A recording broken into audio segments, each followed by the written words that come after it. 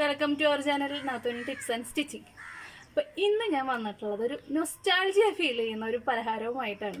നമ്മളിപ്പോൾ 90s, അതായത് എൻ്റെ പ്രായം അതിനേക്കാൾ മുകളിലുള്ള ആൾക്കാരൊക്കെ നമ്മുടെ എന്താ വന്നിട്ട് പറയുക, വഴികളിലൊക്കെ മറ്റേ ചായക്കട ഉണ്ടാവില്ല, അതിൻ്റെ അലമാരക്കൂട്ടിൽ കാണാം, മറ്റേ ചില്ലലമാരിൽ കാണാം പഴയുണ്ട, അതുണ്ടാക്കുക എന്നുള്ളത് എങ്ങനെയാണെന്നുള്ളതാണ് ഇന്ന് കാണിക്കാൻ പോകുന്നത്. നമ്മുടെ ബോണ്ട എന്നൊക്കെ പറയും, ഞങ്ങൾക്ക് ബോണ്ട എന്നാണ് പറയാറ്, പല സ്ഥലത്ത് പല പേരാണ്. അതെങ്ങനെയാണെന്ന് ഇപ്പോൾ ആരും വീട്ടിലൊന്നും കിട്ടത്തില്ല. ഇപ്പോൾ ശരിക്കും പറയുകയാണെന്നുണ്ടെങ്കിൽ നമ്മുടെ ചായക്കട ആണ് നമ്മുടെ മെയിൻ സ്ഥലം ഇത് കിട്ടണം. അതിൻ്റെ നമ്മുടെ അപ്പാപ്പന്മാരൊക്കെ ചായ കുടിക്കാൻ പോകുമ്പോഴൊക്കെ നമുക്കിങ്ങനെ പൊതിഞ്ഞ് കെട്ടി കൊണ്ടുവരുന്ന ബോണ്ട എങ്ങനെ ഉണ്ടാക്കുക എന്നുള്ളതാണ് ഇന്ന് കാണിച്ചു തരാൻ പോകുന്നത്. അത് നമുക്ക് കാണിച്ചു തരാൻ പോകുന്നത് നമ്മുടെ വല്യമ്മച്ചിയാണ് കാണിച്ചു തരാൻ പോകുന്നത്. കാരണം നമുക്കൊന്നും ഉണ്ടാക്കാൻ അറിയില്ല അങ്ങനത്തെ സാധനങ്ങൾ, ആൾക്കൊക്കെ തന്നെയാണ് ഉണ്ടാക്കാൻ അറിയുള്ളൂ. അപ്പോൾ ആളാണ് അത് നിങ്ങൾക്ക് കാണിച്ചു തരാൻ പോകുന്നത്. അപ്പോൾ നമ്മുടെ വല്യമ്മച്ചി എങ്ങനെയാണ് അത് ഉണ്ടാക്കുന്നത് കാണാം.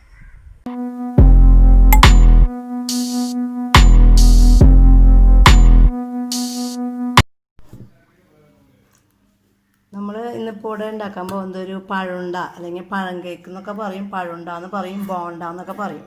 അപ്പോൾ അതിന് വേണ്ടത് നമുക്ക് ഇതുകൊണ്ട് ഒരു 4 കപ്പ് ഗോതമ്പ് പൊടി നമ്മൾ എടുത്തോണ്ട്, ആട്ടപ്പൊടി, ഗോതമ്പ് പൊടി അല്ലെങ്കിൽ ആട്ടപ്പൊടി നമ്മൾ എടുത്തോണ്ട്.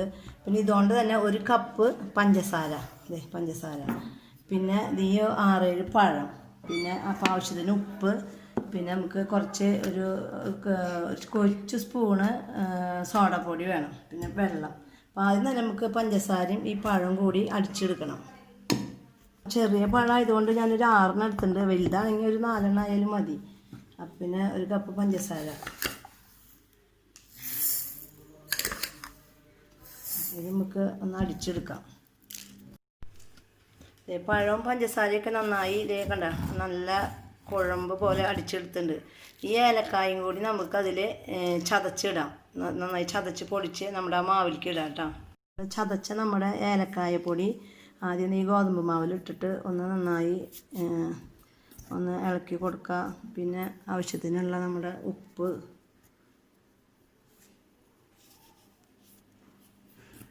ചേർത്ത് കൊടുക്കുക. പിന്നെ നമുക്ക് സോഡപ്പൊടി വേണം, എന്നാലും നല്ല സോഫ്റ്റും നല്ല ബോൾ പോലെയുള്ള നമ്മുടെ പഴമുണ്ട അല്ലെങ്കിൽ നമ്മുടെ പഴം കേക്ക്, ബോണ്ട എന്നൊക്കെ പറയും, അത് കിട്ടുള്ളൂ. അപ്പോൾ ഇത്ര സോഡപ്പൊടി ഇരുന്നു കേട്ടോ. ഇനി നമുക്ക് നമ്മുടെ പഴം അടിച്ച് വെച്ച പഴത്തിന് പഴവും പഞ്ചസാരയും ഇതിലൊഴിക്കാം.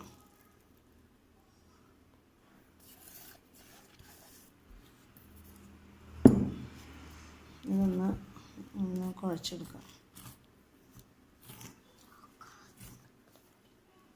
ഒരു ശകലം കുറച്ച് മഞ്ഞൾപ്പൊടി ഒന്ന് ചേർക്കാം, ഒരു കളറ് കിട്ടാൻ വേണ്ടിയിട്ട്, ഒരു ഭംഗി കിട്ടാൻ വേണ്ടിയിട്ട്.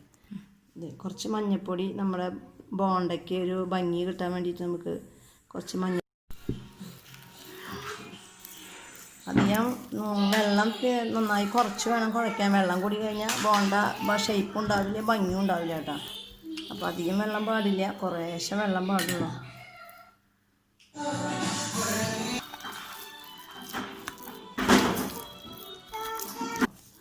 ഈ പാടുള്ളൂ, ഓണാക്കില്ലേ. ഇത്രയും പാകത്തിലാണ് ചെയ്യേണ്ടത് കേട്ടോ. അപ്പോൾ നമുക്കിതിൽ കുറേശ്ശെ മാവ് എടുത്തിട്ട് 2 മണിക്കൂർ കഴിഞ്ഞിട്ട് വേണം ഇത് ഉണ്ടാക്കണമെങ്കിൽ. 2 മണിക്കൂർ വരെ ഇതിൻ്റെ ആ സോഡപ്പൊടി ഇട്ടത് അങ്ങനെ വീർക്കാൻ വെക്കണം, എന്നാലും സോഫ്റ്റായ നമ്മുടെ ബോണ്ട കിട്ടുള്ളൂ. പിന്നെ നമ്മൾ പഞ്ചസാരയിലാണ് ഉണ്ടാക്കിയിരിക്കുന്നത്. ഇനി ശർക്കര ആയാലും കുഴപ്പമില്ല, അതുകൊണ്ട് കുഴപ്പമില്ല, അത് ഓരോരുത്തരുടെ ടേസ്റ്റ് അനുസരിച്ചിട്ട് ഉണ്ടാക്കാം. ഇപ്പോൾ ഞങ്ങൾ പഞ്ചസാര ഇട്ടോണ്ട് നമുക്ക് 2 മണിക്കൂർ കഴിഞ്ഞിട്ട് ഇത് എടുത്താൽ മതി. 2 മണിക്കൂർ കഴിഞ്ഞിട്ട് ഉണ്ടാക്കാൻ പാടുള്ളൂ. അപ്പോൾ അങ്ങനെ പാവൊക്കെ നല്ല പാകം, അതിൻ്റെ 2 മണിക്കൂർ കഴിഞ്ഞു. ഇപ്പോൾ പാവ് നല്ല വീർത്ത് നല്ല പതാക്കി അതിൻ്റെ ഇനിയിപ്പോൾ നമുക്ക് ഈ കൈയൊന്ന് നനച്ചിട്ട് ഇതിന് കുറേശ്ശെ മാവ് എടുത്തിട്ട് ഇങ്ങനെ ഉണ്ടയാക്കിയിട്ട് നമ്മുടെ എണ്ണ ചട്ടിയിൽ നന്നായി ചൂടായി പാനിൽ എണ്ണ നന്നായി തിളച്ചൊടുങ്ങി. അപ്പോൾ ആ എണ്ണയിലേക്ക് നമ്മുടെ മാവ് ഇങ്ങനെ എടുത്തിട്ട് കുറേശ്ശെ ആയിട്ട് ബോളാക്കിയിട്ട് നമുക്ക് ഇട്ട് കൊടുക്കാം കേട്ടോ.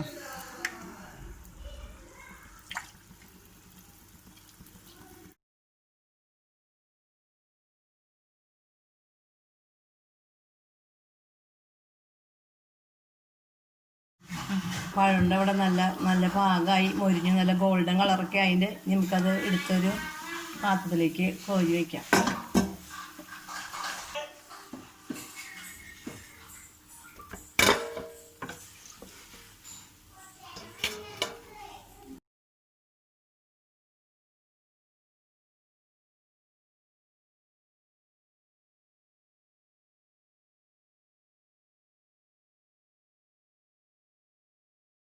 പഴണ്ട അവിടെ ഉണ്ടാക്കി കഴിഞ്ഞു, അതായത് ബോണ്ട ഉണ്ടാക്കി കഴിഞ്ഞു. നമ്മൾ ചായപ്പൊടിയിൽ ചില്ല് പെട്ടിയിലൊക്കെ ഇന്ന് സാധാരണ കാണാറ്.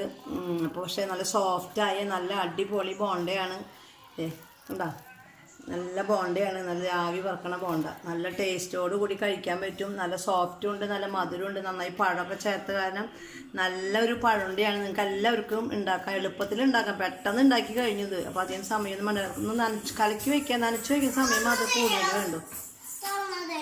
എല്ലാവർക്കും ഇഷ്ടപ്പെടും. നല്ല ബോണ്ടയാണ്, നല്ല ടേസ്റ്റോട് കൂടിയ സാധനമാണ്. ഇത് വെച്ചാൽ പഴമുണ്ട അല്ലെങ്കിൽ ബോണ്ടാന്ന് പറയും, ചിലർ പറയും പഴം കേക്ക് എന്നൊക്കെ പറയും. അപ്പോൾ എല്ലാവർക്കും ഇഷ്ടപ്പെടുന്ന ഒരു 4 മണി പലഹാരമാണ്. അപ്പോൾ അങ്ങനെ എല്ലാവരും ഉണ്ടാക്കി നോക്കാം. അപ്പോൾ നമ്മുടെ വീഡിയോസ് എല്ലാവർക്കും ഇഷ്ടമായെങ്കിൽ ലൈക്ക് ചെയ്യുക, കമൻറ്റ് ചെയ്യുക. എല്ലാവരും ട്രൈ ചെയ്ത് നോക്കുക, എല്ലാവർക്കും തീർച്ചയായിട്ടും ഇഷ്ടപ്പെടും.